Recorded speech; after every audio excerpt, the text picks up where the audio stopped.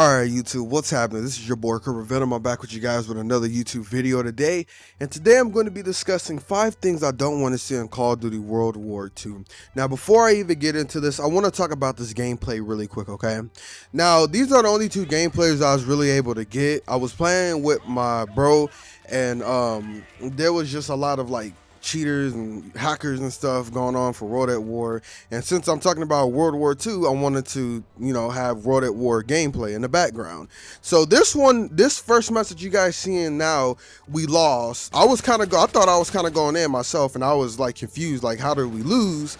And then the next match, which I don't know if this video is even going to be long enough to go into the next match, but it may be, who knows. We were actually doing pretty damn good. Like I thought it was a pretty good match, but of course somebody ended up turning on hacks and just ruining the fucking game. So unfortunately these were the only 2 gameplays I was able to get because the lobbies last night and we were playing weren't all that great. So I hope you guys sit back, relax, and enjoy today's YouTube video. So we're going to be counting down from 5 to 1, no specific order, but this is just how I want to do it. Now number 5 thing that I do not want to see in Call of Duty World War II is supply drop only weapons, okay? Now Black Ops 3 actually had this quite bad. That makes it not fair for other players who aren't really trying to spend money on supply drops or really can't spend money on supply drops. Like me, for example, I don't think I have one DLC weapon in Black Ops 3. Not only because I don't like the game and I don't play it, but the fact that I'm not trying to spend no supply drop, or I'm not trying to spend no money on supply drops for me to get those weapons or anything else out of supply drops. I wish that whole supply drop thing would just go away, but I understand that it makes them a lot of money, and from a business standpoint, why wouldn't you keep it?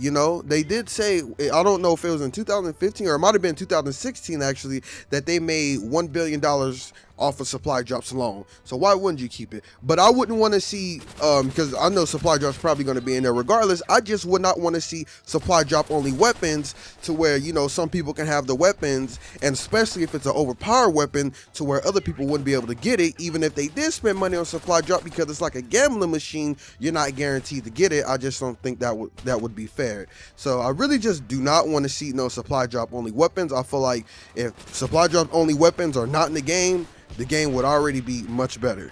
And I wouldn't mind if the supply drops have cosmetic items only or alone, as long as you can get the weapons, any weapons that they add in general through like a challenge, like similar to how Infinite Warfare is doing, then that'll be fine. Now the 4th thing that I do not want to see in Call of Duty World War II is no outrageous camos. Like I don't want to see nobody running around with no pink Thompson or MP40 or anything like that. Now what I can recommend is that have like basic regular camos that would fit with this timeline, like maybe like a woodland camo or an arctic camo. And then if the developers want to add something more for people to go for, or if the people want the developers to add something more that they want them to go for, I would say the top 3 camos that they should add for people to go for is maybe like a bronze camo, like a beautiful shiny bronze camo, a beautiful shiny silver/chrome camo, and a beautiful shiny gold camo. And I felt like those 3 camos would fit pretty good in this game. Like if you ever played Battlefield Hardline, like those 3 camos, but make them just look beautiful on the weapons. Yeah, I believe in Battlefield Hardline they do have a bronze, silver/chrome camo, and a gold camo.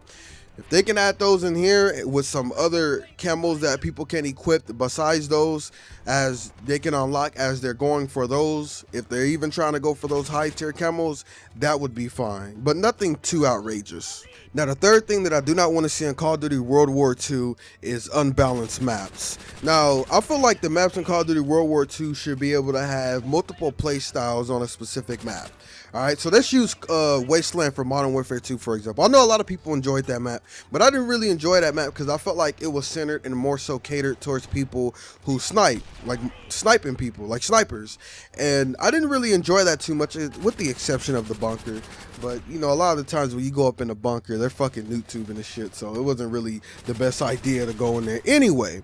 But I feel like all the maps in Call of Duty World War II should be able to have a certain play style played on it. So let's just say that they make a map Alright, if you want to snipe, you should be able to snipe good on that map. If you want to run and gun, you should be able to run and gun on that map. If you want to flank, you should be able to flank on that map. If you want to move in silence, you should be able to move in silence on that map, which is, I think, is pretty much flanking. But you see what I mean? Like, I feel like that map, each person who has a different playstyle should be able to play on that map and enjoy it, rather than making maps to where it more so caters towards a specific playstyle. You know what I mean? So I feel like that the map should be balanced. It shouldn't be unbalanced. It shouldn't cater towards one play style more than the other. I feel like it should be balanced play style wise. So anybody who wants to play any play style can play that play style on that map and enjoy themselves.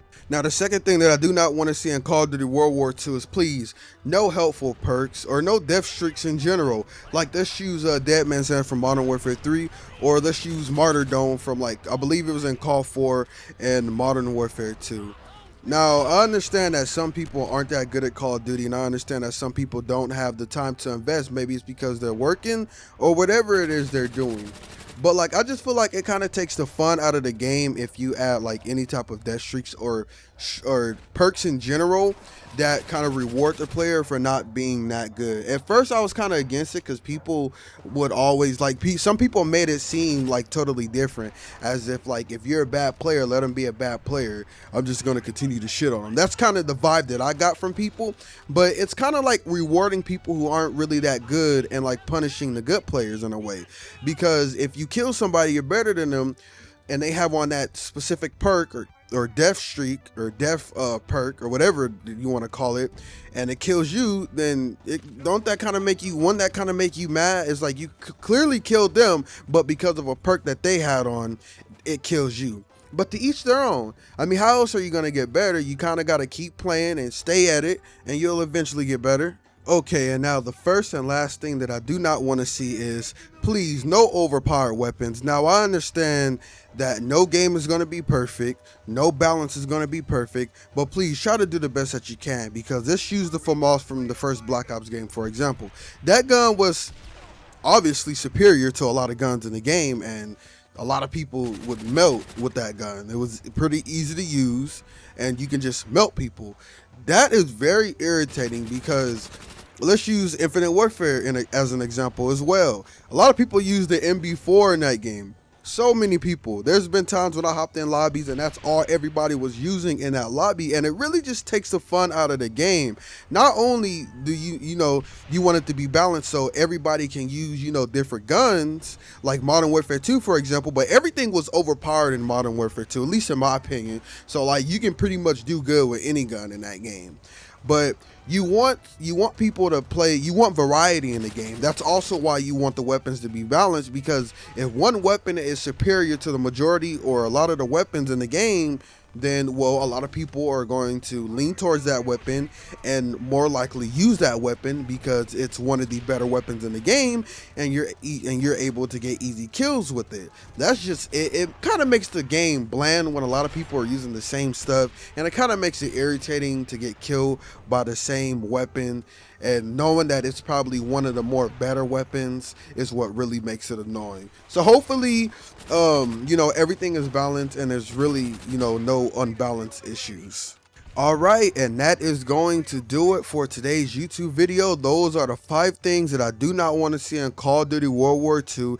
Leave down in the comment section below what you guys think. Let me know if you guys agree with me. Let me know if you guys disagree with me. Let me know if I left something out in your opinion. Let me know if you guys have a different list or what you guys think overall, what you guys want to see, what you guys don't want to see. I'd love to know, and read your comments down in the comment section below. And that's pretty much it. If you guys did enjoy, please like, comment, subscribe. You can follow me on twitter.com/NordVenom3, twitch.tv/NordVenom3. Hope that you guys have a beautiful day, and YouTube, until next time.